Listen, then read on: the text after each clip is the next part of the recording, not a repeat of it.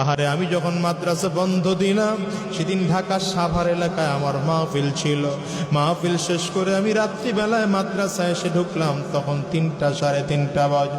মাদ্রাসায় ঢুকে দেখি সব বাচ্চারা চলে গেছে, ছোট্ট একটা বাচ্চা আমার মাদ্রাসার বাবুর্চির সাথে ঘুমায়। বাবুর্চিরে ডাক দিয়ে উঠাইলাম, কিরে বেটা এই বাচ্চাটা বাড়িতে যায় নাই কেন? বাবুর্চি আবার দিকে তাকায় কান্না করে আর বলে, হুজুর আমি জানি না, আপনি ওরে ঘুম থেকে উঠে জিজ্ঞাসা কর। আমি বাচ্চাটারে ঘুম থেকে উঠে গেলাম, কিরে বাবা বল কেন তুই বাড়িতে যাস না? বাচ্চাটা আমার দিকে তাকায় ফেল ফেল করে কাঁদে আর বলে, হুজুর আমি কই যাব হুজুর, আমার তো বাবা না,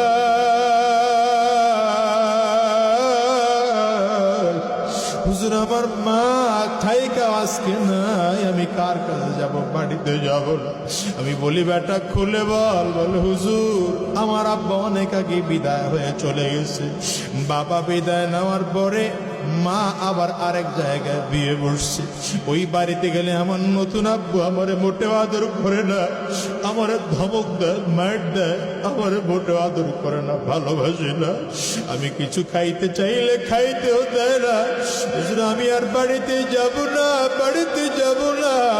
বাচ্চাটা পকেট থেকে 20 টাকার একটা নোট বের করে দেখায়, হুজুর এই 20টা টাকার নোট আমার কাছে আছে, যেই কয়দিন মাদ্রাসা বন্ধ আমি খানা কিনে কিনে খাবো। আমার বড় মায়া লাগলো, বাচ্চাটারে উঠাইয়া কোলের মধ্যে নিলাম, বললাম বাবারে কে বলছে তোর বাবা নাই?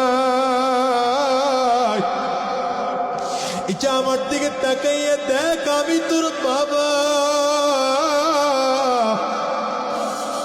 ছোট আমার দিকে তাকায় কান্না করে আর বলে, হুজুর আমি ভালো করে জানি আপনি আমার হুজুর, আপনি আমার ওস্তাদ, আপনি আমার বাবা না। এর দুনিয়ার মুসলমান ভালো করে বুঝো, ভালো করে বুঝো। কত মানুষ আছে বাবা হারা, কত মানুষ আছে মা হারা। এর যুবক আজকের এই মাহফিলটার মধ্যে এমন মানুষ আছেন না নাই? চিল্লায় বল। আমিও তো একজন মাহারা মানুষ। আমি প্রায় বলি, আজকেও বলি রে মুসলমান, এই মাহফিলটার মোনাজাত করে দিলে বাসায় যাইবা, হয়তো দরজার মধ্যে টোকা দিবা, তোমার মা দরজা খুলবে। আমি আজাদের ঘরে কিন্তু মানা বাসায় গিয়ে দরজার মধ্যে টোকা দিলে আমার মা দরজা খুলবে না। এর যুবক খেয়াল করো, তোমার আমার মা এখানে নাই, এমন আছে না নাই? আছে না নাই? জোরে বলো।